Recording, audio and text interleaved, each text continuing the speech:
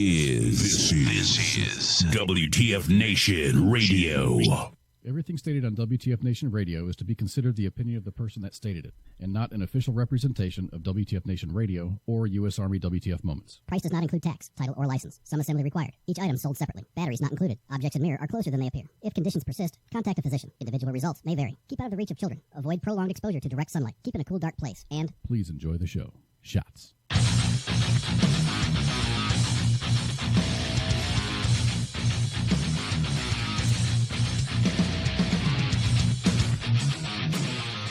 Holy cow, it's Sunday. Army beat Navy. Hell yeah. Woo. I can't sing much higher than that, so that's all you're going to get. Welcome, everybody. Kicking it with Causes back here on the radio, WTF Nation Radio, that is. On this beautiful day, a lot nicer than it was yesterday in the 9th day of December 2018. What is up, everybody? How's my owl doing? The owl is doing good. Outstanding. That's owl standing. Owl is standing. Okay, I'm done with the crappy jokes. That's all I have though is crappy jokes. So because I'm a dad. So everything is going good with you. So far, I mean, the day's almost over, so anything can happen. But we're going to have a good show here. Yes, we are. Congratulations to the United States, the Army Knights, beating the Navy midshipmen. What was the final score? 17-10. That's what I heard. Yeah, I heard it got a little bit dicey at the end, with an attempted comeback by the midshipmen, but the Knights persevered. And that's a good thing. That is a good thing. That's 3 years in a row. Good to hear that they made it. Yep. So congratulations. Yeah, and hello, everybody, wherever you may be watching. I don't have any. So I got the radio chats on. I don't have the main page on yet. But hello, Twitter. We're back here on Twitter. How you doing, everybody? We're back on YouTube. Sergeant Botface is back in Mixer. Everything is awesome. Right now, everything is working. We're hitting on all 8. We're getting our stuff lined up again. Yeah. Uh-oh, Doc Mortar just typed in Dara, and he didn't get a response from the Botface. Yeah, I noticed that base is playing around again. Botface was working right before the broadcast. No, it isn't. Maybe he got scared. Yeah. Maybe, I don't know, maybe Botface is a Navy guy.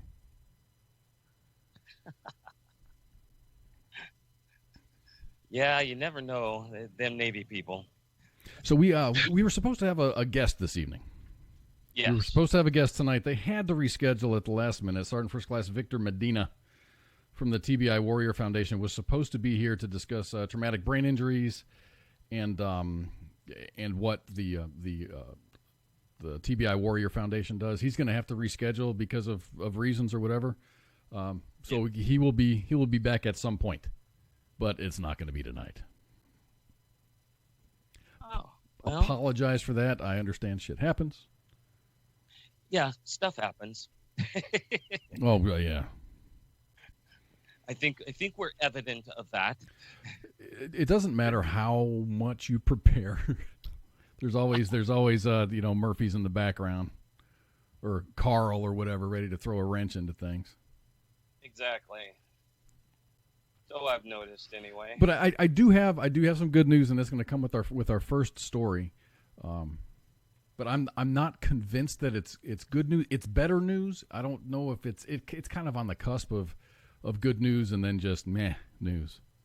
And I know that a lot of people have food allergies. Yes. You're allergic to food, or you're allergic to fish, or you have like super bad allergies or whatever. The EpiPen has been kind of a godsend to saving kids' lives. Not just kids. and adults too.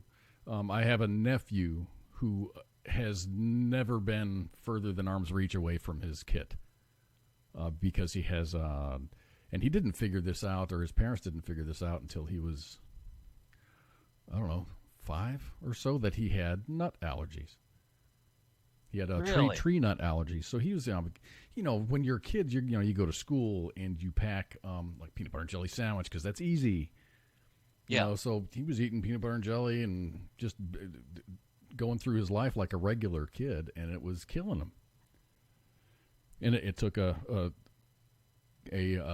few trips to the doctor to see exactly what was going on with him, and he ended up having a tree nut allergy. He's a lot better now. He's a junior. I think he's going to be a junior in high school. He's doing a whole lot better now. I think he's learned to cope with it.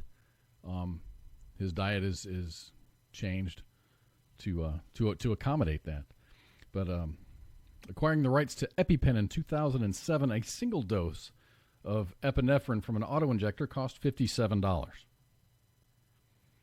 Mylan sparked the public fury years ago by hiking the cost of the EpiPen to $600 for a 2-pack. After drawing fire from patients and politicians, Mylan offered a generic version of this device for about half the price. Generic drug maker Sandoz announced plans to start selling an alternative to the EpiPen in the United States as early as 2019. The EpiPen injector is used to halt life-threatening allergic reactions to insect bites, nuts, and other food. Brand name EpiPen, which dominates the market, has been in short supply since spring because of production problems. And I say that allegedly. They just call it production problems. Yeah. Sandoz will sell pre-filled syringes with the same medicine, the hormone epinephrine, under the name Simjepi. The price will be $250 for 2, and that's before insurance. Yeah. And that's where I'm at with the $250 for 2. Okay, so it's not $600 for 2. It's $250 for 2. That's still very, very expensive considering that only a few years ago it was barely $60. Yeah, and that's actually happened to a lot of medicines, believe it or not. What they find a very effective medicine that doesn't have a generic, and then they just hike the price because people need it, kind of like insulin.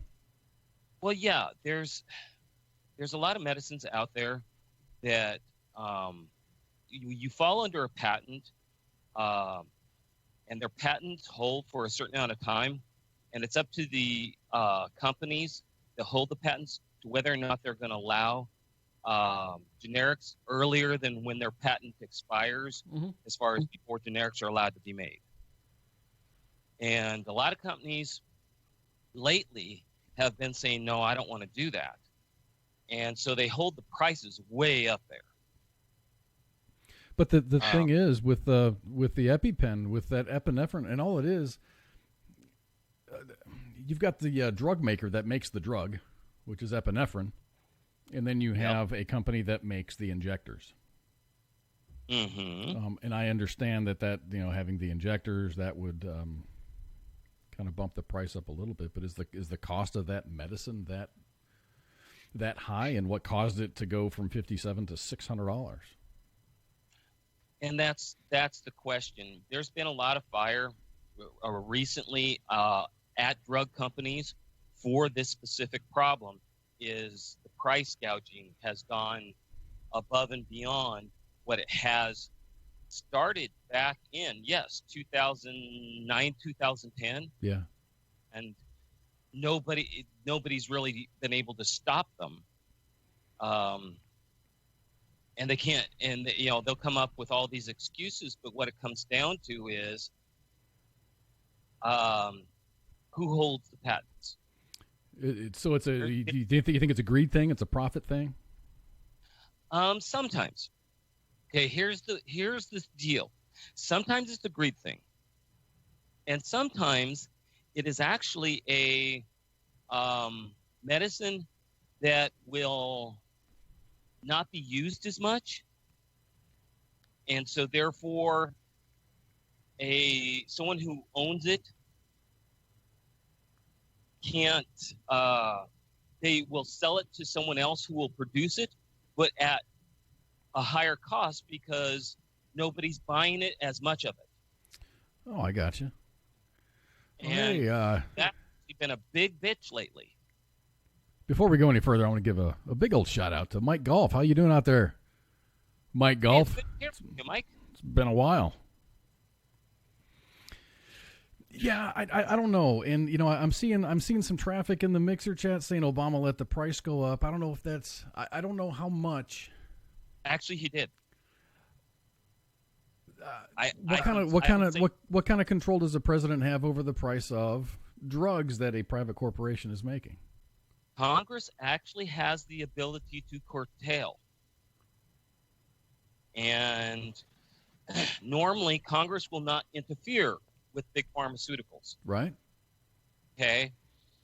But I don't know. I don't remember the medication, but if you maybe heard in the last year or so, the Congress actually went after this one guy who they swore was that weasel. I don't know. I forget what his name is, and I'm sure someone's going to put his name out here in the chats. But I know who you're talking about. There's several documentaries on him. Yes, and he sat there and said, "Listen, I bought the patents to these medicines.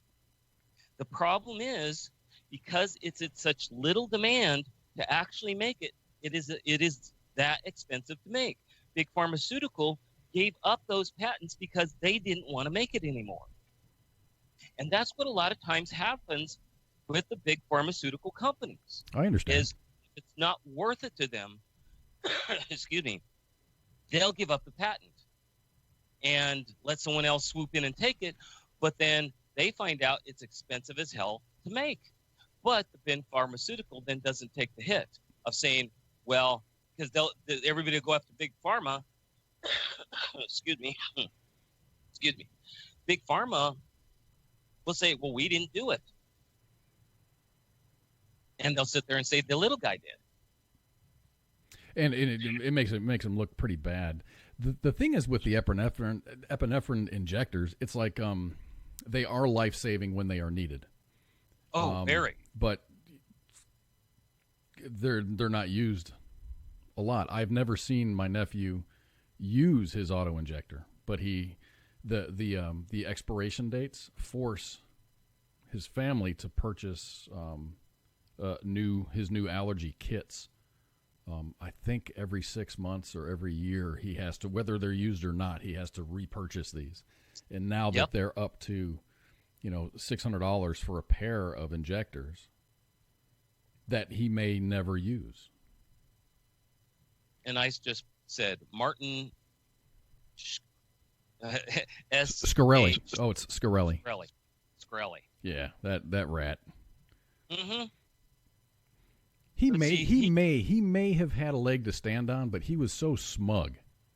Oh, very. And that was the biggest problem is he, instead of being smart about it and saying, listen, I'm only doing what I can and explaining the cost, he was smug about it and said, I do what I want to do. Yeah. So 2 generic versions of EpiPen are sold in the United States for $300 a pair, including one from EpiPen seller Mylan. The company started selling its own generic after it was blasted for repeated hikes that it pushed up the list price from $57 to $608 for a pair of brand-named EpiPens. Well, here's the other thing is some of the ingredients in stuff, it depends on where you're getting them from and how available they are. And how, the manufacturing costs and what it costs to get to where you are and everything else. And you have to remember, during the Obama administration, a lot of costs went up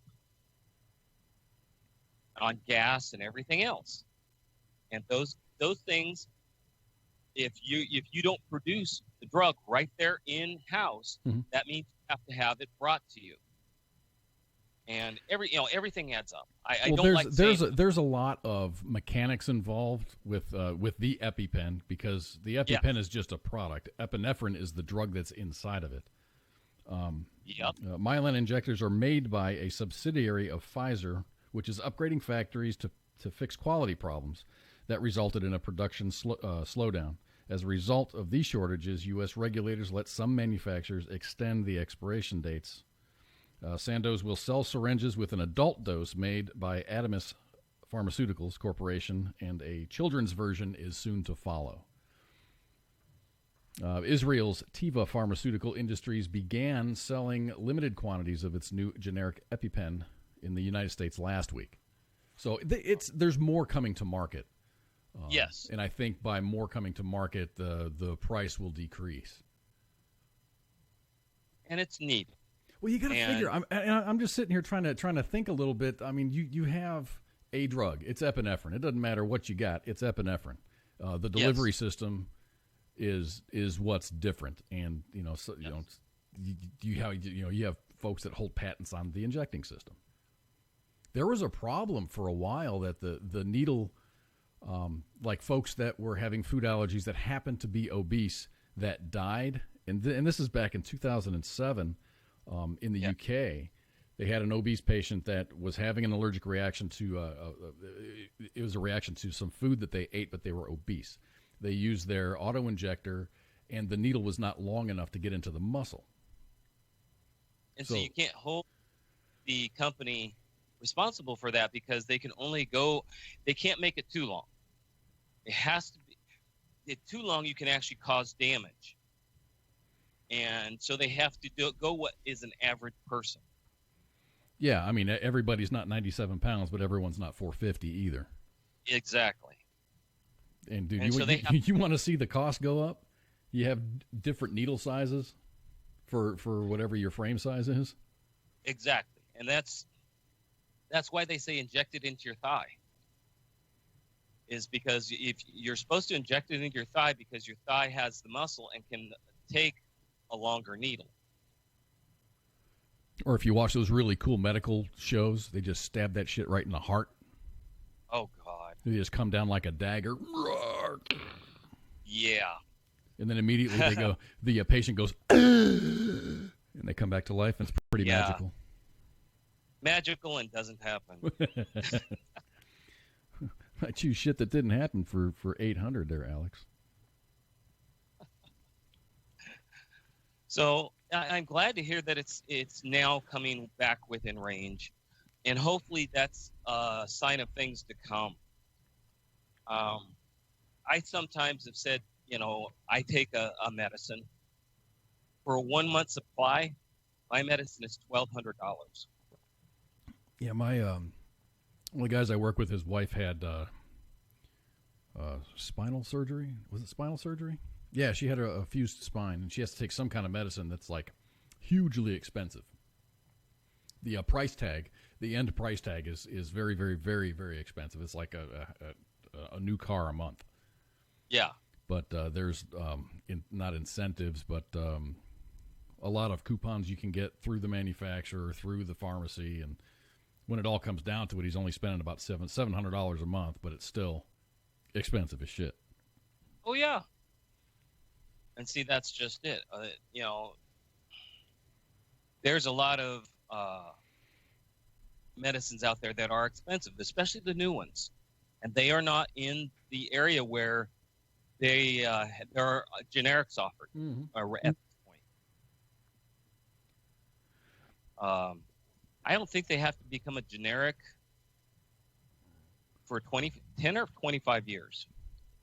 That's a long time. I remember when I took Claritin for a while, and it was a prescription only, but it was toward the end of its life cycle as Claritin, and then you can just get it.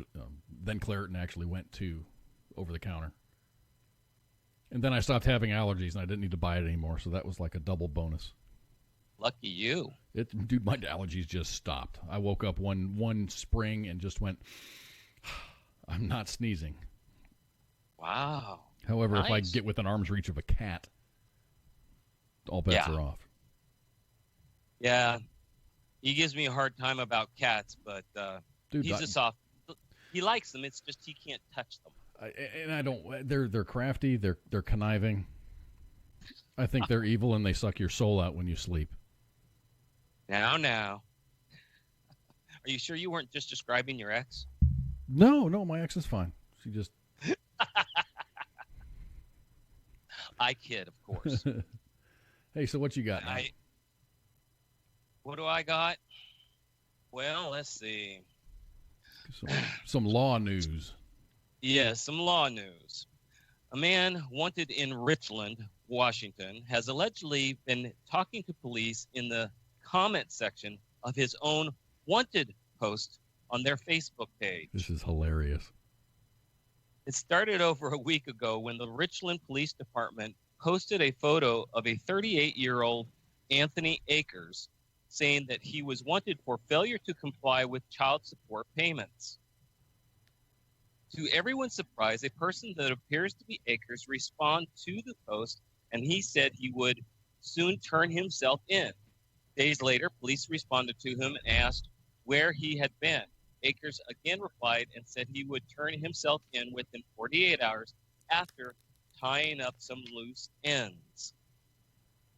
After Akers again failed to turn himself in, the department continued the very serious but also entertaining conversation by posting again on their Facebook page.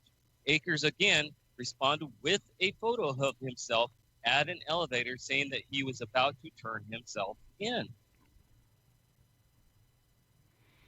It's crazy because after the Richmond Police Department posted this, people started getting almost attached to Akers. And here I'm showing a post. It's like, from Dylan Olson. It says, has he turned himself in yet? And then the Richland Police Department says, nope, he hasn't. Well, why can't you just ping his location and pick him up? And then Richard Walker posts, he goes, a man's word is all you got sometimes, and it seems like you don't keep your word. Oh, so wow. they were getting really involved in this story. You get people who you're hoping that they're going to get themselves squared away. And the whole failure to comply with child support payments, that's not something that you really want to be known for going to jail for, because it's something that's so easily taken care of. Right, and I understand that the police department's not going to, break out the police helicopters and set up roadblocks for. I mean, it's nonviolent. It's just a failure to comply thing. Normally, they just do a standing bench warrant, whereas if he gets pulled in or someone sees him and turns him in, they'll pick him up. Otherwise, he's just got a warrant sitting there. So Anthony Akers, and this is for the benefit of our TuneIn app folks that are just listening and can't see the videos. Akers responded to the police department and says, "Dear Richmond Police Department, it's not you, it's me. I obviously have commitment issues. I apologize for standing you up, but let me make it up to you. I will be there no later than lunchtime tomorrow. I know you have no reason to believe me after what I did to you, but I promise that if I don't make it on my own by lunchtime tomorrow, I will call for a ride to assist me with my commitment issues. Thank you in advance to your response if you are patiently giving me another chance. I know I don't deserve it." And then the last picture of him, he took a selfie as he was going to get on the elevator to turn himself in. He posted a picture and he says, "I'm here for our date, sweetheart."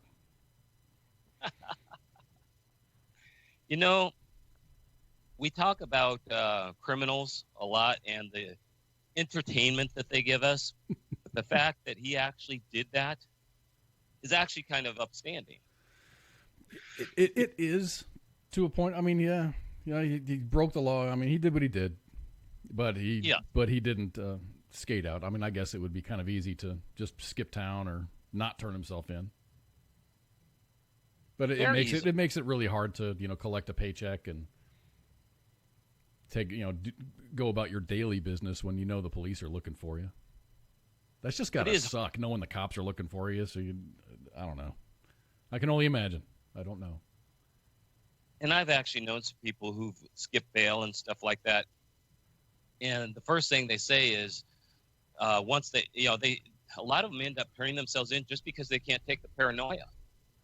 Well, even that one, what the heck was their name? Crystal something or other. Here in the Dallas area, she got in a car wreck and then she skipped out, and then of course she was wanted. And she was on the lam for about 3 months before she just turned herself in. Yeah. This has got to be stressful as hell, man. Now you have a poll. Yeah, I meant to start that earlier, but I got a new book. I got a new book, and it's called Mental Floss. Okay. Trivia. It's a trivia book, and it's got about 900 pages on it, and there's about about 4 or 5 questions per page. So it's good. It's really good bathroom reading. I just like trivia, as you can see by the random trivia questions that I do have during the broadcast. Thank you guys for participating. But the questions is, how many astronauts have been on the moon? The answers available are 9, 0 because the moon landing was faked, 12, or 3. See how many conspiracy theory people we have. Right. The moon is flat. It's the Flat Moon Society people. Oh, God. The flat earthers. You got to love them. So we got an old man. We got an old man, an old veteran, as a matter of fact, made the news for turning 101. And I'm going to tell you, this dude looks really, really good for 101 years old. Yeah, actually very good. He looks really, really good for 101. So forget green juices and turmeric smoothies. Turmeric? How do you say that? Turmeric? Turmeric. Yeah. Turmeric. So forget green juices and turmeric smoothies. One man credits his longevity to a different kind of beverage. Andrew E. Slavanik celebrated his 101st birthday on December 1st with his family and friends in McMurray, Pennsylvania. And he's been drinking 1 Coors Light every day at 4 p.m. for the last 15 years. In 1996, he actually started drinking regular Coors beer. Andrew's son, Bob, said he switched to Coors Light about 15 years ago. And I think I'm the one that's to blame for the switch because that's what he's been drinking for the last 25. Slavanik, who cooks for himself and he reads the news every day, is still spry. And he credits all of that to his daily habit. He gets up at 8:30 in the morning every day, gets dressed, goes to the kitchen, ready to cook his own breakfast. Later after, he makes his own lunch, and he goes to his home office and he reads through the newspaper. Andrew reads his mail and the newspaper on a very large magnifying screen that has been provided to him by the VA. About 4 p.m., he says, "It's 4 p.m., it's time for our beer." He goes and gets a Coors Light from the garage beer fridge and enjoys the nice cold one. He says the bluer the mountains are on the can, the better. So I guess Coors has a temperature-sensitive It does, actually. Can, so the mountains turn blue when the beer's cold enough. Andrew is a World War II Air Force veteran who served as a nose gunner on the B-24 Liberator and a top turret gunner on the B-17 Flying Fortress. And he's also trained new pilots that were transitioning from 2-engine to 4-engine planes during the war. Wow. So that's awesome, man. Yeah, it is. I mean, people don't think about, what is it going to take for you to live longer? And do you want to live longer? You have to be happy. That's a really good question. Well, some people will sit there, and I'll tell you what. I've watched some people, and they weren't happy. At the later part of their life, and you just sit there going, what is it that's making you so unhappy? What reason can't you just relax and enjoy? And that's something that I think he bringing up the beer thing. He does something he likes for himself. Well, it's something to look forward to every day. It looks like he's got a loving family and friends around him, so exactly that makes a difference. And I tell people The best thing you can do is find something every day and do something every day that you love or that you enjoy, that helps relax you at the end of the day. Because then you sleep like you need to, so that you can take on the next day. I find that, I'm not at that age yet, but there are things that I do that are they're a part of my method. They're habitual, I guess. That Yes. if I don't do it, it kind of throws me off. Well, and that's what excuse me. That's what I try to tell people is find something. There are all sorts of stuff you can do. There are some people who sit there and talk about how their legs give them a hard time at night before they go to bed. Their back tightens up. There are actually things that you could buy that will actually massage your feet. Okay. And that will actually relax your legs and your back just by massaging your feet. It's actually putting pressure on nerves that go all the way into your back. Okay. Taking some time, and I tell people electronics are really fun and they're entertaining, but at the end of the day, I throw in a TV series or a movie that I've watched before because it's noise. I could pay attention if I want to, but I still start ramping down. My thoughts aren't engaged in trying to pound through something. It's not something new. It's not something that I have to pay attention to. And yet it's kind of distracting, so I'm not trying to think so hard about my day. Does that make sense? Oh, it sure does. I think what I was talking about was just things that you do that become habit. I'll use myself as an example. I get up in the morning, I make a large cup of coffee, and I drink that coffee on the way to work. During the workday at 9 o'clock in the morning, I'll warm up a breakfast. Yes. And I'll eat breakfast. Those two things are every day when I go to work. If I don't do one of those, if I wake up late and I don't have time to make coffee, or if I forget or don't buy breakfast food, that affects my day because Yes. it's something that's missing. It's a missing puzzle piece in my day. Well, and here's a thought for you.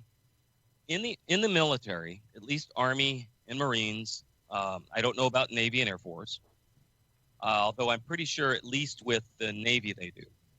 They set in basic training patterns where you get up, you go do something, you go do PT, Mm-hmm. then you go eat, or then you go shower, then you go eat, then you start doing your classes. And then you go, it's lunchtime, you do your thing, and then go do classes. And then you go do dinner time, and then it's classes and downtime. And the whole idea is it sets a routine.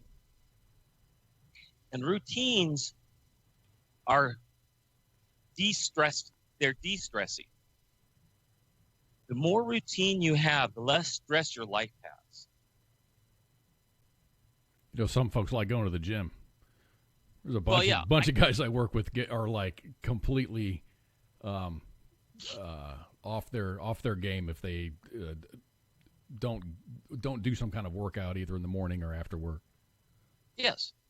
The whole idea is, and this is what's pointed out in the article, the old man has certain things that he has to do that, if you think about it, help de-stress his day. He can count on them. You think Andrew would lose his shit if he didn't have his 4 o'clock Coors Light? I think he would. I think it would throw him off a little bit. I think it threw him off more than a little bit, and that's just it. My son is autistic. Okay, autistic kids, their life is centered around order. They have to have structure. The more structure, the better for them. Okay, but their life is not stressful as long as they have structure. It's when unknowns come in that they become very out of sorts. Well, we're not autistic, but people as a whole tend to like structure. When I worked on the psychiatric ward, we gave our patients structure. That's how they managed to start feeling more in control. They didn't feel so out of sorts. And I don't mean to sound like everybody's nuts, but sometimes it's smart to go to the extreme and learn from the extreme and then bring it back to your life. Yeah, I mean, it makes sense to have, when you're trying to train or retrain folks, order. That's what they do in the prison system. Everything it's the same shit every day. Exactly. And so it's just a thought. And a beer a day, hey, I wish I could drink. If I could, that's what I would do myself. I like beer. I just can't drink it. I can't drink anything alcohol. But, that's something that I don't have. People have said, well, isn't that an alcoholic because he's doing it every day? And it's like, the definition of alcoholism, yes. Truly, no. He's just doing it because what does he do when he picks that beer up? He sits down, he relaxes, and he just lets go of his day. That's his signal to his brain, time to calm down. Make sense? I guess it does. So, well, speaking of stories. This is a good one. I got a video to go along with this one. So go ahead and tell the story. The New York Police Department announced it had found an engagement ring that a man accidentally dropped through a Times Square sidewalk grate after proposing to his girlfriend. The New York Police Department put out an all-points Twitter bulletin seeking the woeful groom. Wanted for dropping his fiance's ring in Times Square. She said yes, but was so excited that he dropped the ring in a grate. Officers rescued it and would like to return it to the happy couple. There's a video accompanying this.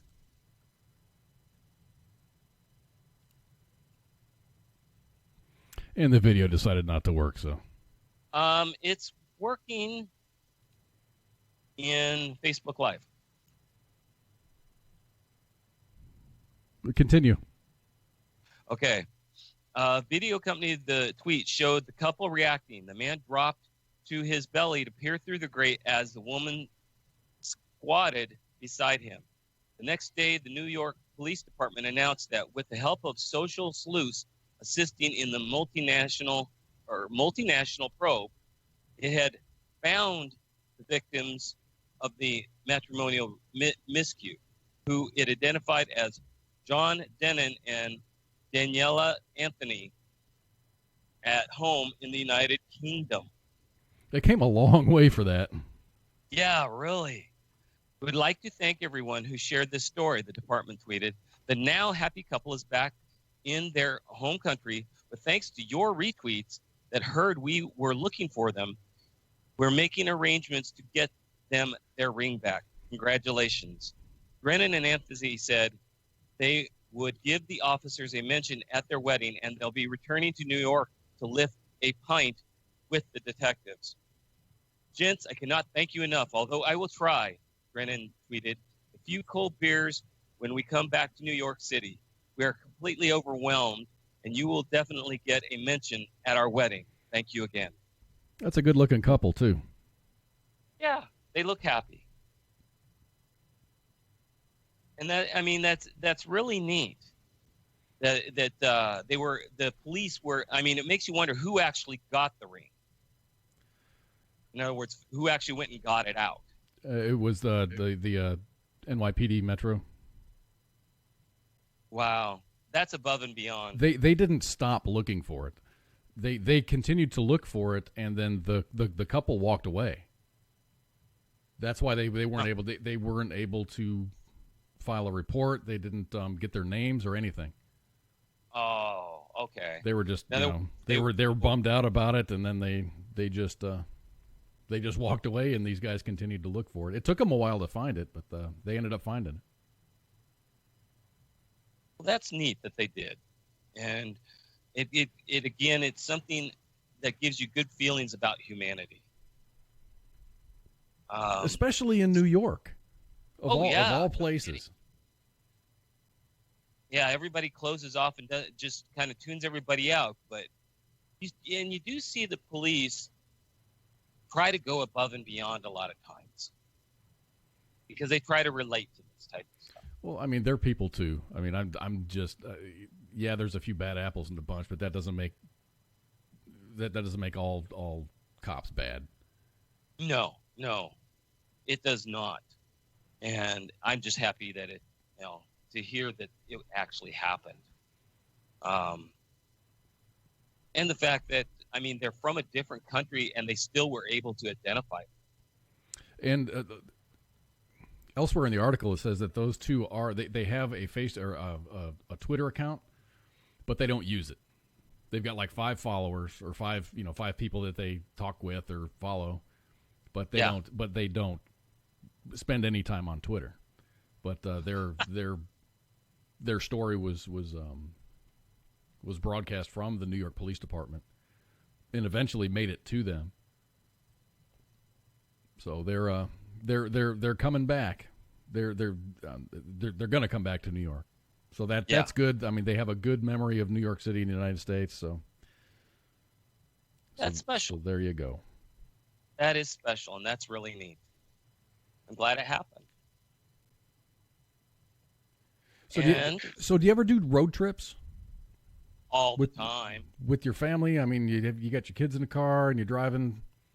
Oh, I used to, yes. I no longer. My child is almost 30, so. But you said you used to drive over the road, right? Oh, yes. So you would, I guess, for a vacation, you wouldn't want to hop in the car and drive. Oh, I love to drive. Really?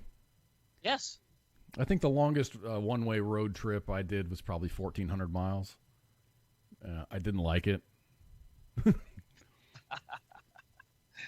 1,400 miles is nothing to me. Ugh. I've gone from where I am in Spokane down to Beaumont, Texas. Dude, that's like by Louisiana, almost down by the Gulf Coast. Uh-huh. And I did that in a day and a half. Dude, I feel like such an underachiever because when I drove from here in Dallas to Bozeman, Montana, I would stop around the Fort Collins area, which is north of Denver. Yeah. And then I'd sleep, and then I'd get up and do the rest of the trip the next day. It's like 14 hours or so. Yeah. 14 hours, per day. The whole thing I tell people is you have to know yourself. If you can only last and keep a concentration of 8 hours, then that's all you drive.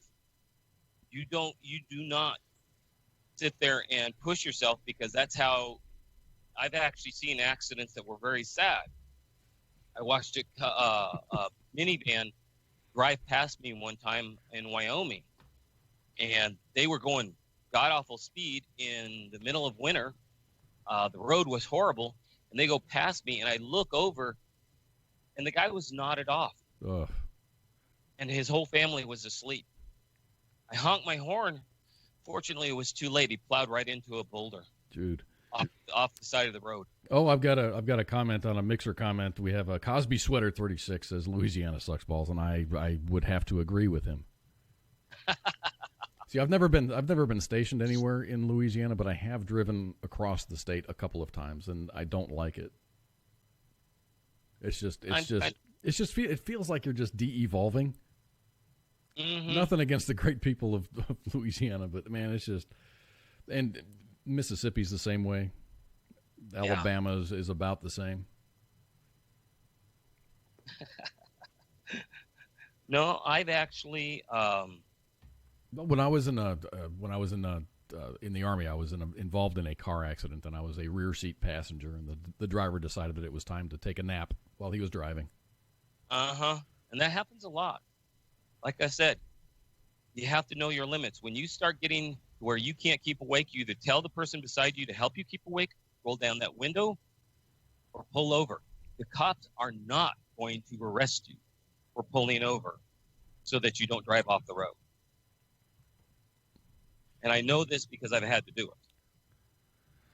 I'm nervous about pulling over, so I'll try to choose a place, rest stop or whatever. I'm not going to pull over on the side of the road. I tell people if you can pull it off, I would try to make it to a truck stop. Because believe it or not, truckers are pretty cool about that. If you say, hey, I need to sleep, and you pull your vehicle in, you can pull them in between two trucks. They'll actually kind of keep an eye on you. So when you were taking your really long road trips with your family, it was probably you and your wife, kids are in the trunk. Oh yeah. Okay, yeah. I was wondering if that was a normal thing. See, when I went to Montana, I had the kids were in the car with us. They were up front, you know. Same here. I would keep my kids in the vehicle with me. Not like this other story. So there's a man and woman who actually admit in court that they drove from Arizona to Wyoming with 2 children in the trunk of their car. That's a long drive. 63-year-old Michael J. Fee and 31-year-old Amber L. Freudenstein each pled guilty on Tuesday to a misdemeanor to two misdemeanor counts of child endangerment. The Casper Star-Tribune reports Circuit Judge Stephen Brown sentenced each of them to 30 days in jail. Fee is from Peoria, and Freudenstein is from Tempe, Arizona.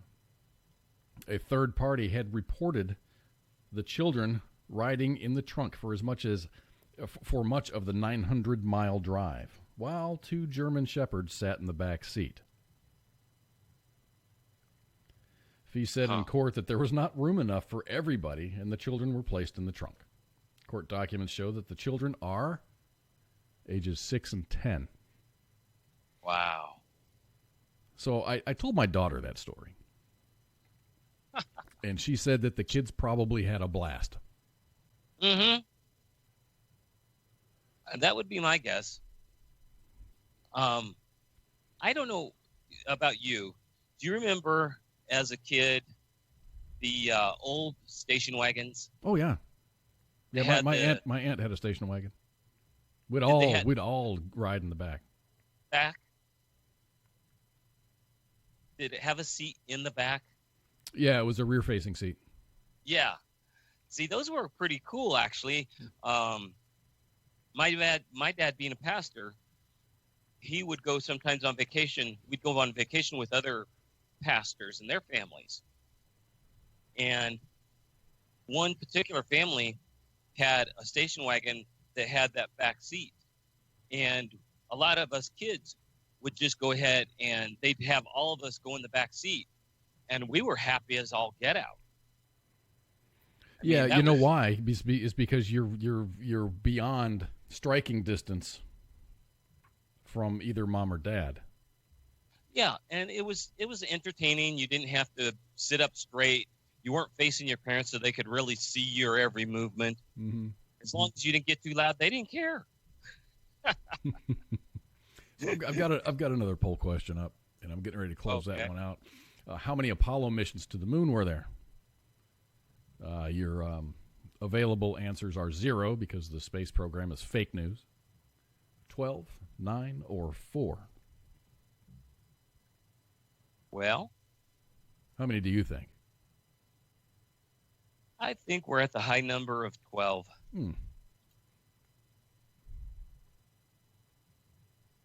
Oh, I didn't choose the right answer. The true answer is 9.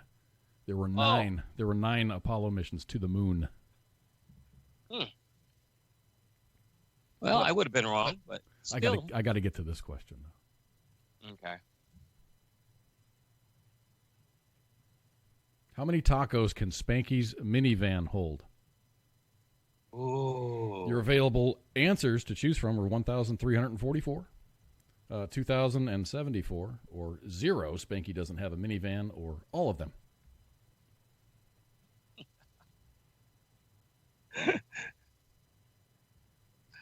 You just never know.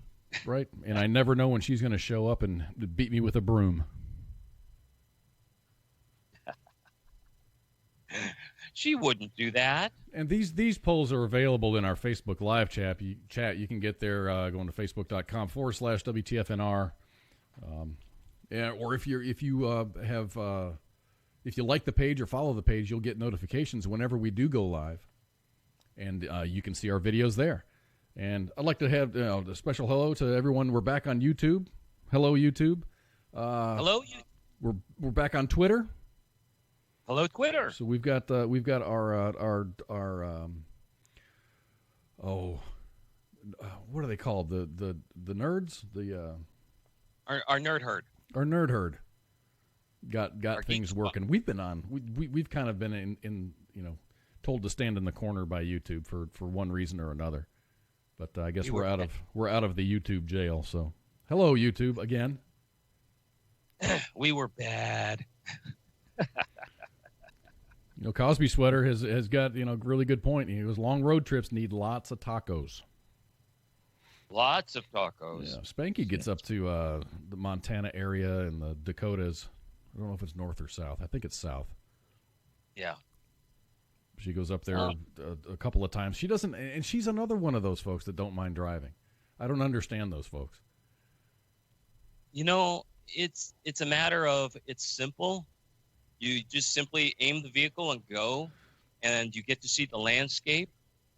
With my wife, she takes so much personal. Other people cut us off and everything else. She's sitting there going off, and I'll sit there and say, "Honey, just go lay down in the back." See, I thought that I would like. It's like last year when I went up and saw my kids in Montana. I was like, I'm just going to drive. It'll be a nice drive. I'll stop off in somewhere in Colorado, and then I stopped at I stayed at the same place. No, I didn't. I stayed in northern Colorado the first night, and then on the way back, I stayed in southern. It was almost Oklahoma.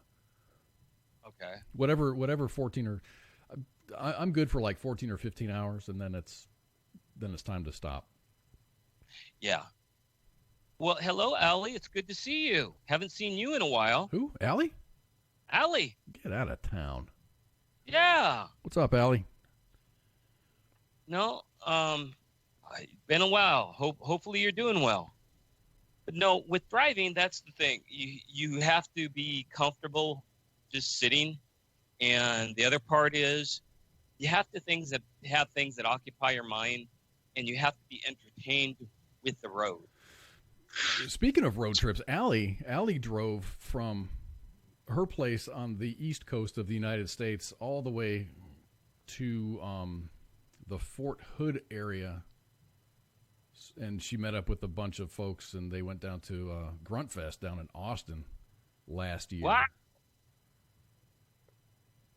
That's a haul, dude. Yeah, she says she's been off doing the fun stuff. Good. Well, I would hope it'd be fun stuff. You never want to say I've been off getting my butt kicked. Was it not that Allie? Not that Allie. Allie Moni. Oh, okay. Hey, Allie. Not you. It was a different Allie. Oh, okay. No, I like to pull things. I will a lot of times go places with my RV, and I just enjoy the ride. The only thing I don't like is going through cities, because try going through taking an RV through Seattle. Seattle people aren't nice. So do you want to hit the Florida man story, or do you want to save that for after break? Why don't we go ahead and save that for after break? Hey, that works for me. All right, everybody, I think we're going to take a short break. It's not going to be a very long break. And don't leave. Don't leave. Oh, and don't forget to answer the poll question. How many tacos can Spanky's minivan hold? 1,344, 2,074, 0, because Spanky doesn't own a minivan, or all of them. Right now, it's kind of even with Spanky doesn't have a minivan in the lead at 40%, and then 2020. So you guys, I'm gonna reveal the very shocking answer after this break. Come back.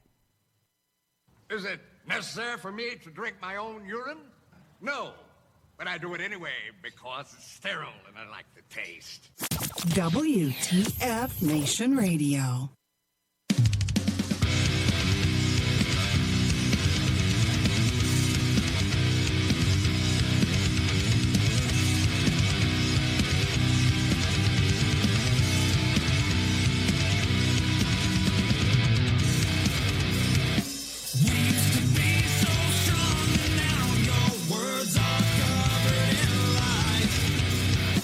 Is there a reason for us to make this thing still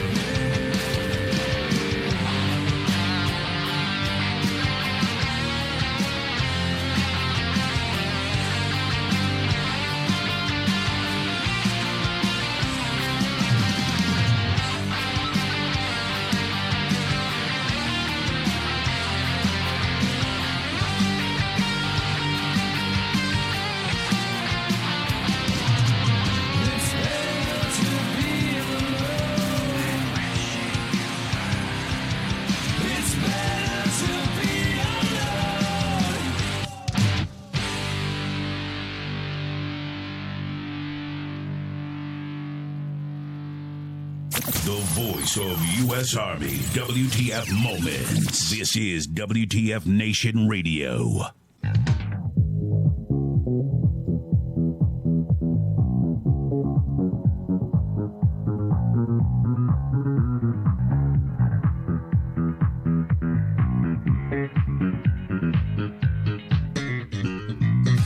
And we're back for part 2 of Kicking It with Kaz here on WTF Nation Radio. I'm your host, Kaz. Here on a beautiful Sunday, the 9th day of December 2018. Boy, the year is coming to a close very quickly. What do you say about that, Al?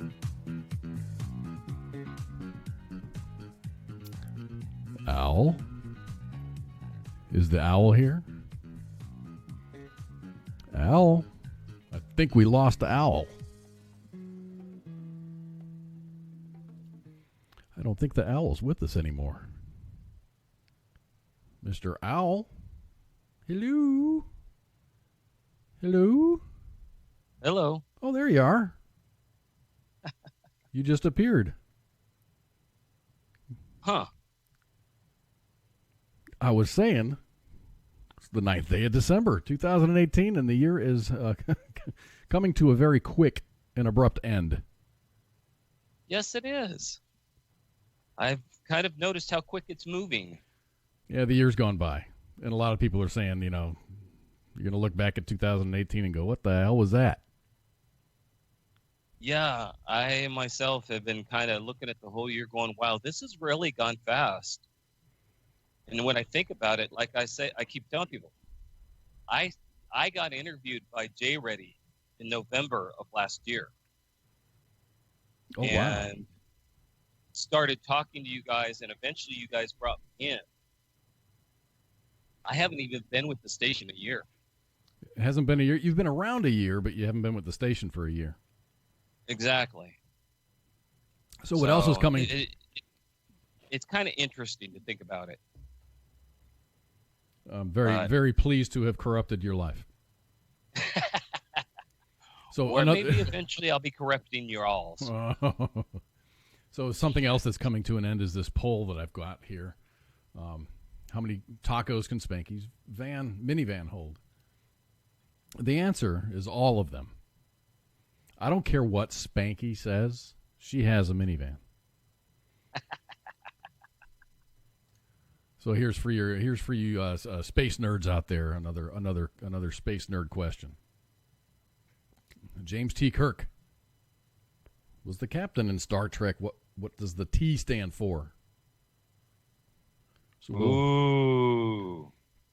we'll leave that up. And I've got a meme up there. Thanks, Mom, for the meme. But we got a Florida Man story coming up.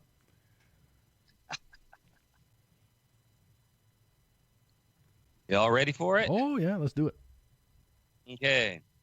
Florida man. Deputies arrested a man found hiding in a septic tank after he set multiple fires inside his grandmother's vacant mobile home.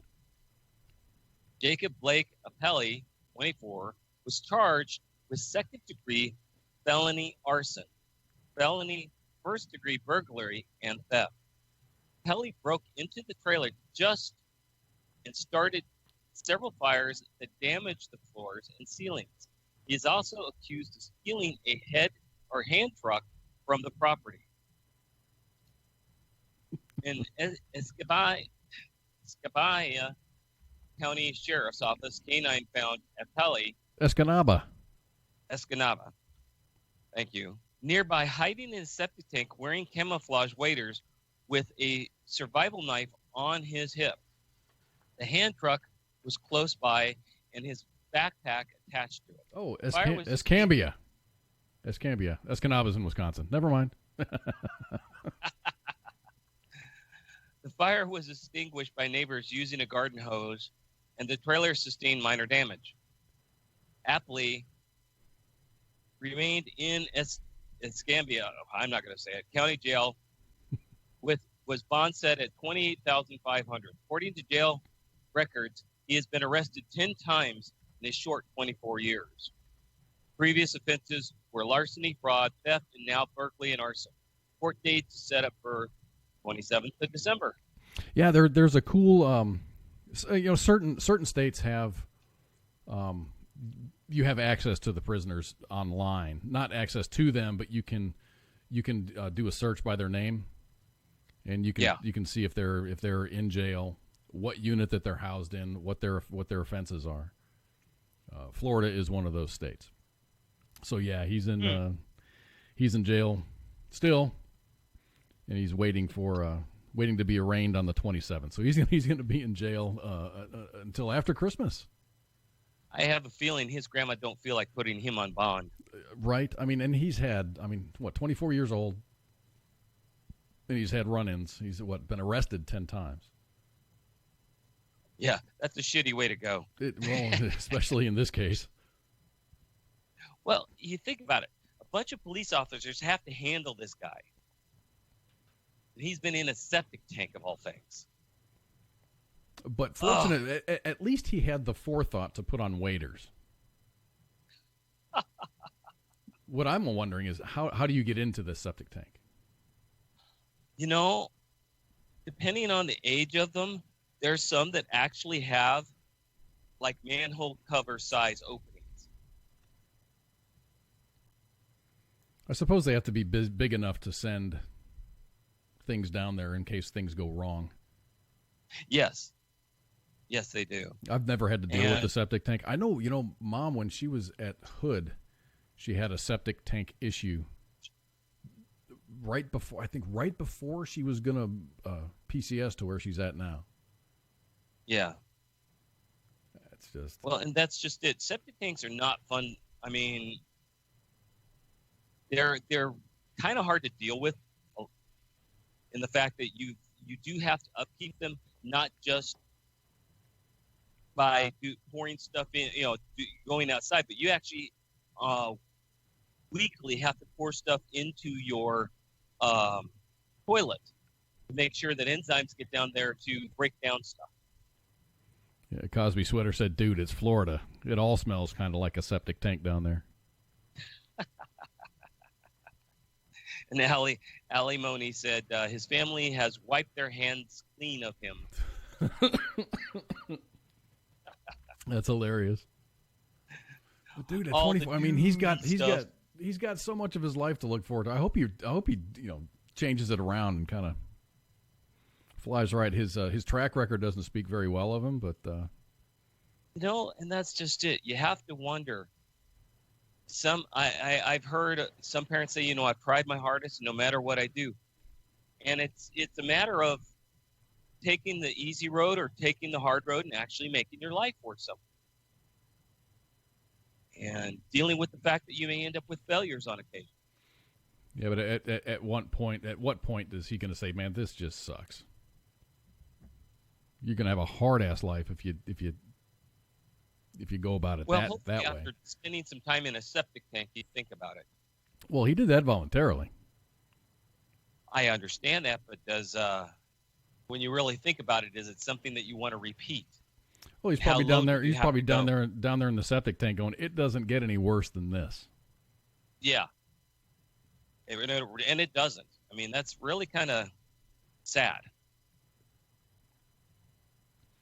At least he'll grow up and he'll just have a bad attitude, and he'll live in in a condo, and he'll just be a big old Ebenezer Scrooge. Yeah. It's kind of like you never know. a bad segue into the next story. You're welcome. A woman has been scorned by her neighbors in a high-rise Florida condo because of a holiday message she spelled out in lights across her balcony. Kathy Hill says the Ebenezer Scrooge phrase "bah humbug" is one of her favorites at Christmas. But other residents of the Twin Towers of Mariana Grande in Holly Hill weren't amused. So she was actually told by her management company that you're not allowed to have any words of any kind across your balcony. I don't know. I think that fits. That's fine. Everybody doesn't celebrate Christmas. Some people have a bah humbug about the holiday season. My daughter is definitely not one of them. If she cut herself while she was preparing food, I think that she would bleed glitter.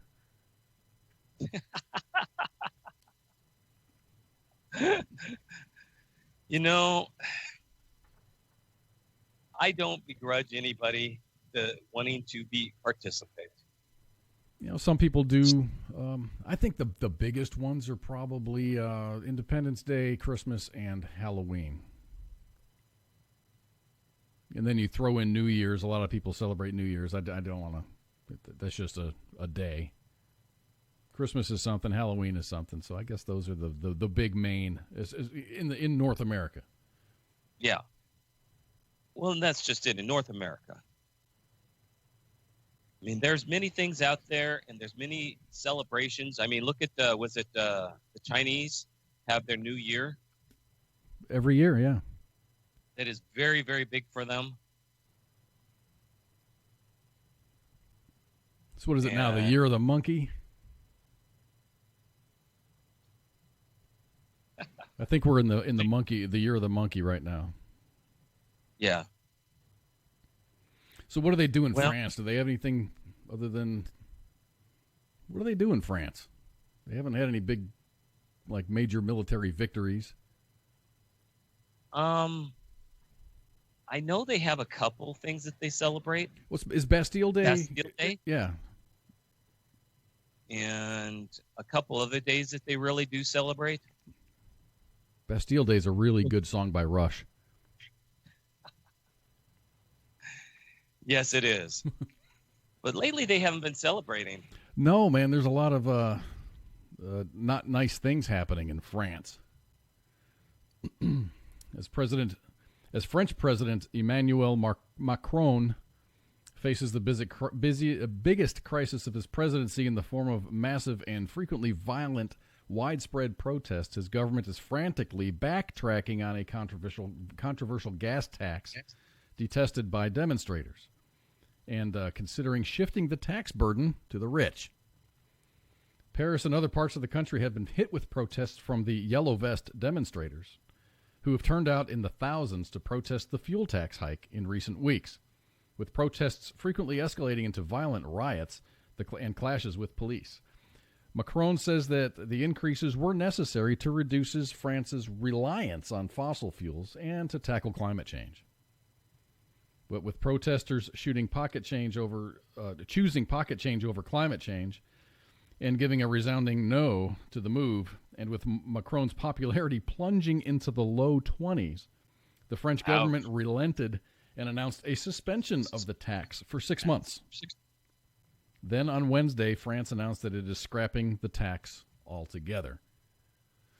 And that's new because, what was it, Friday or Saturday, I was reading the news about this, and they were just like, okay, we're just going to put this on hiatus for 6 months. And I'm like, what, so you can relive this same crap in 6 more months? But they've scrapped it altogether, but now they want to put that burden on the rich. Let's see, the President and Prime Minister, Edouard Philippe, have expressed the wish that the increase in the carbon tax provided for the 2019 bill be removed. However, the statement from the palace indicated that Macron's eco agenda is far from over. The citizen and parliamentary debate of the coming weeks and months will have to find solutions and funding that will meet the challenges of the ecological transition, solutions that must preserve the purchasing power of our fellow citizens. Has anybody stopped to think that maybe the government's running out of money because of all the quote-unquote refugees that they took in? That's really putting an extremely large burden on the government. Exactly. There's no mention of that. There's no they're like, oh yeah, the tax is necessary to combat global warming and our reliance on fossil fuels. That's a bunch of crap. Obama pulled that. The backpedaling by Macron's government is a significant blow to his presidency, which has been dogged by accusations that he's out of touch and he's in it with the rich. But the move could also serve to stop the protests, which have brought major cities to a standstill just weeks before Christmas and sent images of riots and burning cars to screens worldwide. There's lots. I mean, if you go onto Twitter and if you search for Paris riots or Paris, you'll see people that are up on top of buildings or inside of a restaurant videoing with their smartphones. All of the destruction just in Paris. Yeah. And that's, I've noticed lately, you can't turn a channel without Paris coming up.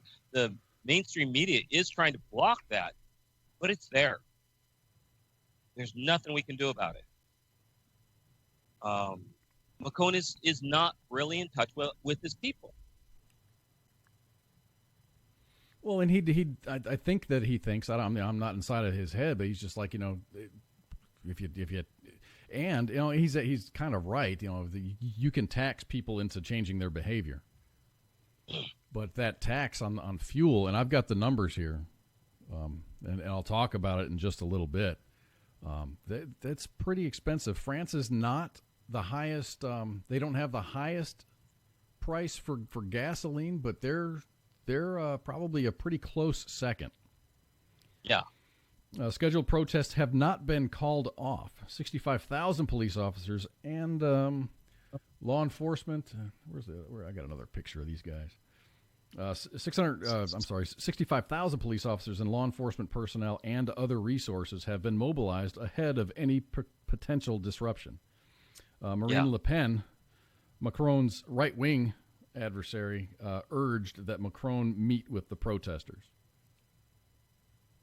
Jeez. But they're lighting stuff on fire, and they call them the green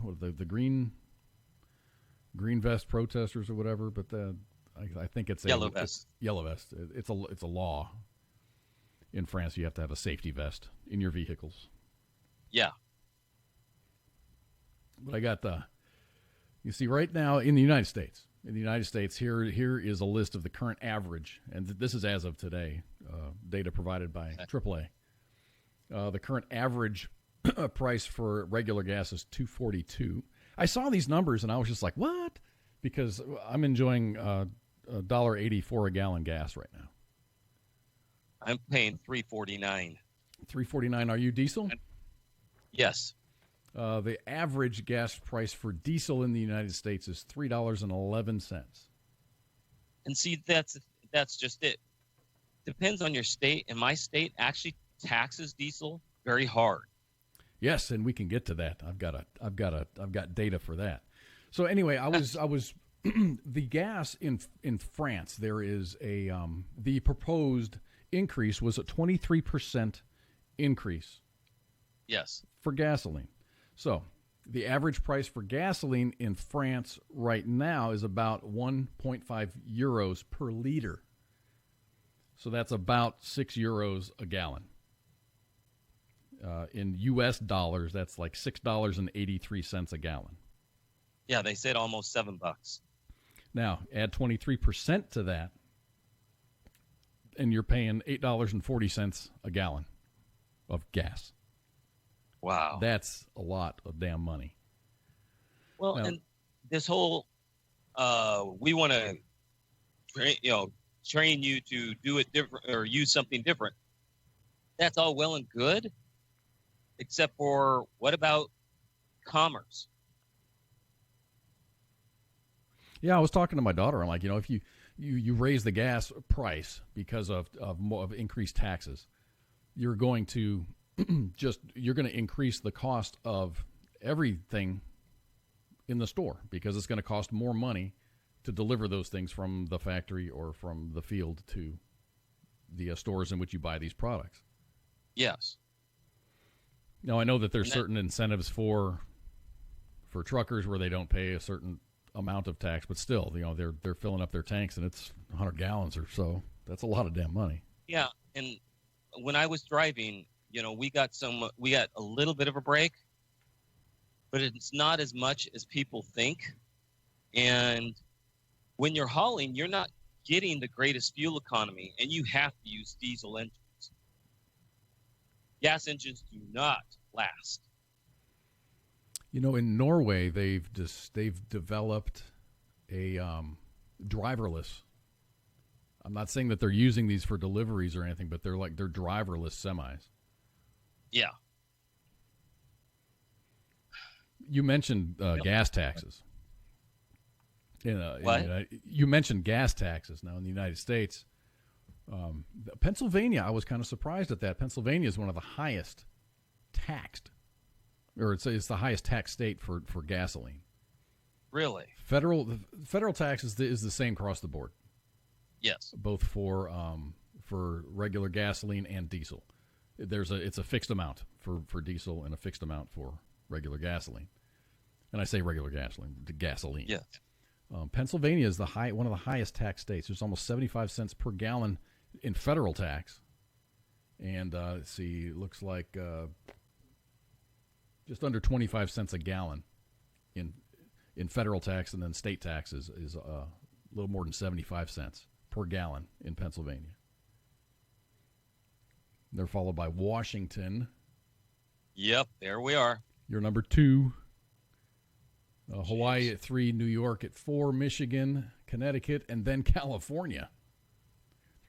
3, 4, 5, 6, 7. California is 7 down the list. Jeez. All the states for gasoline are just under 25 cents, but California looks like it's about 60 cents. About 60 cents. Maybe 60 cents for a gallon of gas is state tax. Now Wow. for diesel, this is horrible. Pennsylvania, of course, is on the top of the list.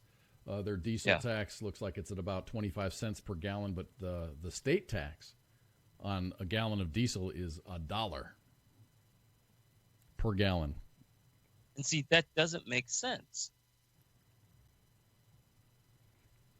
Maybe it's $1 for just regular consumers and not truckers. Like if you own a diesel vehicle. Well, and that might be true. States have been trying to get people to stop buying diesel vehicles. There was for a long time people were like pushing people to buy diesel. Diesel's better. Well, diesel is cheaper. The Well, engine lasts longer. Used to be, yeah. And if the industry were to change itself and go ahead and switch over to biodiesel, you'd even do better. Biodiesel costs 92 cents a gallon to make, and there's no emission. Cosby Sweater says diesels are better for the environment than hybrids. I tend to agree with that. I mean, granted, you're not going to get any emissions from a hybrid, or you're going to get very low emissions from a hybrid vehicle, but the amount of ecological damage you do when you're making those fuel cells, those batteries, that you're either at the front end or the back end. You're not going to have any emissions while you're driving. Go ahead. I said you're not going to have any emissions while you're driving, but all that's made up for as the toxic waste that's generated when you make the car. Well, here's the other part. Those hybrids, they talk about, they're electric. Where do you think the electricity comes from? I mean, come on. The electricity comes from that coal-burning plant. Usually some of the cars like the Tesla are regenerative. They have generators on board. Yeah. But yeah, when you like the Prius, you plug that guy into the wall. It's coming from somewhere. You've got to plug it in. Oh, dude, I love those. I love them. Oh, I'm saving the economy, or I'm saving the environment by plugging my car in. And I go, well, is your local plant coal? And they couldn't tell me. It's like most plants in the United States are still coal.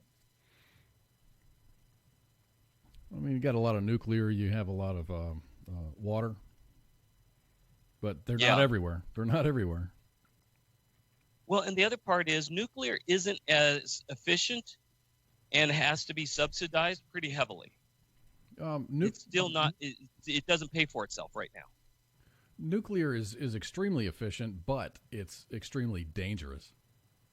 In the end, it's steam power. I mean, in the end, you're also dealing with the waste. Yeah, it's dangerous. That's why they say it isn't as efficient, because you still got to deal with the waste, and that costs a lot of money, and it hurts the environment. I saw a story. It was a blurb on the news saying that there's a nuclear waste processing plant in Idaho that's no longer accepting product. I haven't read it yet, so I can't really form an opinion on that, but that's newsworthy, I suppose. Lithium mines are an ecological disaster. They ship ore from Canada to Europe to be refined, ship it to China, and it gets put in batteries. Yeah.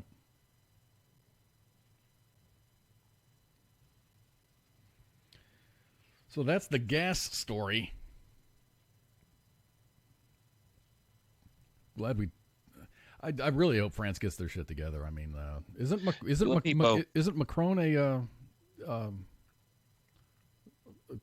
socialist? He ran as a socialist? He is a socialist, yes. Yeah. And socialism it turns into communism, and then people start dying. So hopefully, with his very low, in the low 20s approval rating, he'll maybe get a vote of no confidence, or I don't know how long does France do? How long does their president serve? 4 or 6 years, something like that? I don't know. I'm curious about that myself. I know. Originally, he ran and he won on what was he going to do? Reduce the taxes on the rich, and now he's turning around and saying, okay, we're gonna increase now the taxes on the rich. Now that this gas tax thing failed.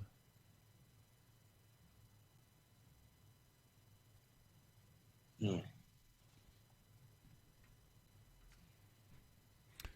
So I don't hear you saying anything, so we're going to go to the next story. Yeah, I'm having problems hearing for some reason. Oh. I guess our last story of the evening. For some reason, you're breaking up with me. I'm not breaking up with you, man. Yeah, well, for some reason, I hear you sporadically. Oh. Well, I'll sporadically go into our last story of the evening. A Florida veterinarian is suing for defamation after a dog owner posted a harsh review of his clinic on Yelp. Now, I've always known that you get some kind of if you put a wrong, if it's an incorrect or if it's a highly exaggerated review on Yelp, there is some recourse. But Dr. Thomas McPhail said that he filed a lawsuit because the dog owner had smeared his clinic on the DeLand, Florida Yelp, located halfway between Orlando and Daytona. The dog owner, Thomas Lloyd, complained about the DeLand Animal Clinic in his Yelp review after he took his ill standard poodle named Rembrandt there in March. The Daytona Beach News Journal reports that staff at the clinic told Lloyd that Rembrandt, the poodle, required surgery. However, they later concluded that the dog wasn't stable enough for surgery, and they discharged the animal. Lloyd took Rembrandt to another clinic where the dog was euthanized. McPhail's attorney, he's the veterinarian, said that the legal fight would end if Lloyd took down the negative review. Now, I can see both sides of this story. Yes. And I'm really thinking that the Yelp reviewer just didn't get the answer that they liked.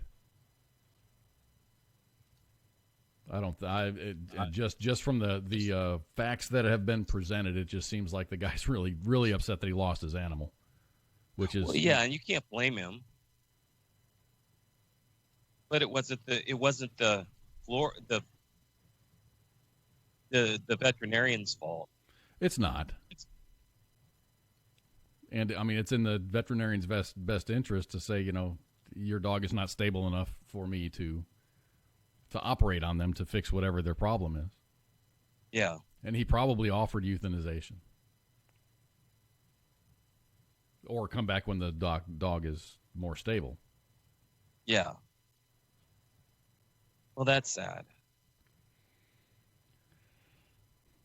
I mean, I it's just a, I don't, it's, it's like, I'm getting a dog. My daughter's bringing back her Yorkie. Yeah. You're going to have your daughter and a dog. My daughter and a dog. And it's not like this is a big dog. It's not even like it's a big Yorkie. It's a very, very small Yorkie. And his name is Oliver. And he's a really cool dog. If you want him to stay where he is, you don't tell him to stay. You just put him on the couch, and he'll stay there because he can't get down.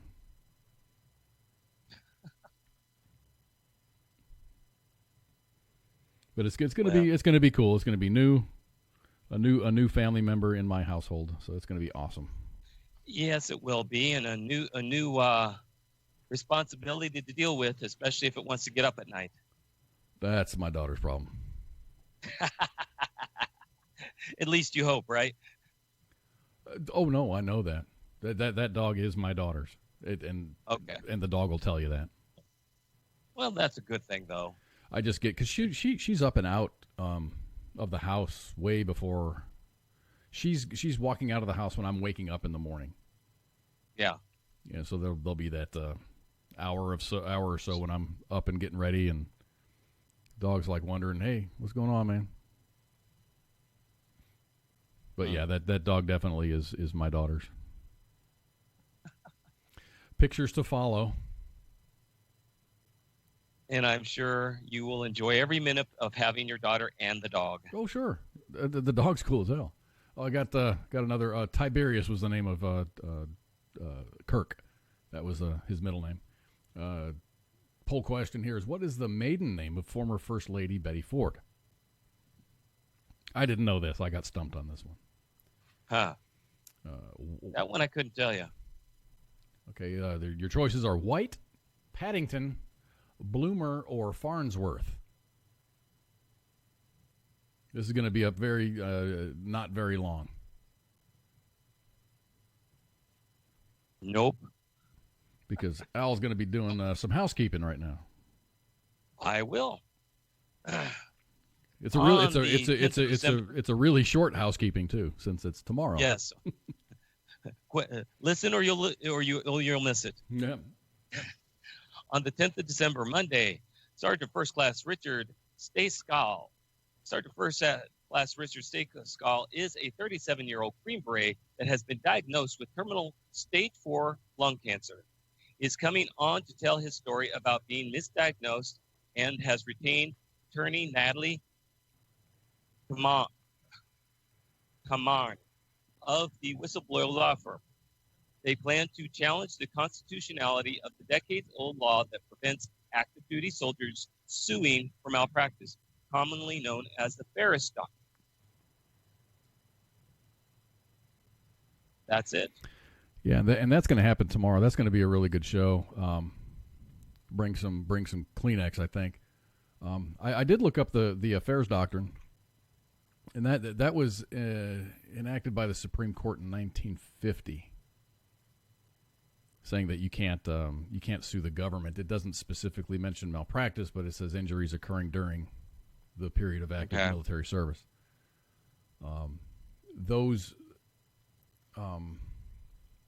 injuries or whatever have been picked up by the Veterans Administration. Yes. But, it doesn't specifically mention medical malpractice. So it'll be interesting to see if they can get a ruling on the constitutionality of malpractice by a military physician. So I'm definitely going to be listening tomorrow. It's so rare that anybody ever wins these cases.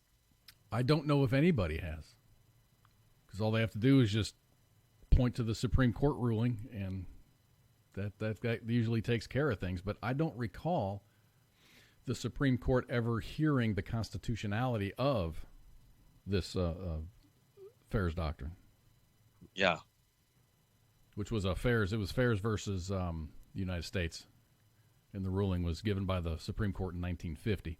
So it's been on the books for a long time. And Mr. Stayskull's not the first. Unfortunately, he probably won't be the last. And how many other people, soldiers, Marines, Air Force, whatever, have gone to the doctor and been either misdiagnosed or something bad happening. You go for a C-section and something bad happens, and it's at the fault of the doctor. There's been a lot more out there than people talk about in the military. So anyway, we're going to cut the show a little bit short tonight. Didn't have a lot of time to gather more stories to talk about. I appreciate y'all being here. We got shows 6 nights a week. Catch the Monday edition with Flash and Ice tomorrow. Tied up Tuesday with our good friend Owl here. Is going to be tomorrow night. Wednesday is no show for us. Thursday, forming up for Sergeant's Time with WTF Nation Radio's senior sergeants, Ice and Spanky. Spanky's the one that drives the minivan that's full of tacos and Jameson. Friday is Friday Night Freedom. Minx is on break right now, so that show is on hold until she returns or someone picks it up. I'll probably be doing it not this week, but next week. I might be able to do a Friday show because I think I'm going to have that day off. I don't know yet. And then Saturday, Tinfoil Times with Jay Reddy, Pookie, and Mulder. That's always a good show, so tune in for that. All shows are at 2000 hours. Oh, yeah, and then come back next Sunday for Kicking It with Kaz. I am not going to be here next Sunday. I put in my DA-31. I got to take my daughter to the airport. So if Mr. Owl's going to do a show, then Mr. Owl's going to do a show. If not, then we'll see whenever we do a show next. I'll see how I'm doing with my cold. Dude, I think in a week you should be well recovered. I hope. I hope you're feeling better. I hope so too. Hey, thanks, old Cosby Sweater, for being here. And Spanky keeps saying these words like "I'll fight you, Cos." What does that mean? Have I not given a lot of praise for your minivan? The thing's great. It's powerful. It's comfortable. It took me to the airport in Denver, so I can get on a plane back here to the great state of Texas. I don't know. Anyway, what was the maiden name of Betty Ford? Her maiden name was Bloomer. Nobody guessed it.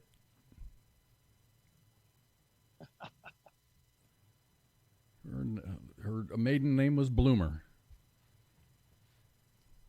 because that was her maiden name was Bloomer. She was married and divorced, and her name was something else. But her original maiden name was Bloomer. Anyway, guys, thank you very much for hanging out with us. We're gonna cut it a little bit short tonight, just because of lack of content. And we'll see you soon. We will see you soon, and shots. Have a great week, everybody.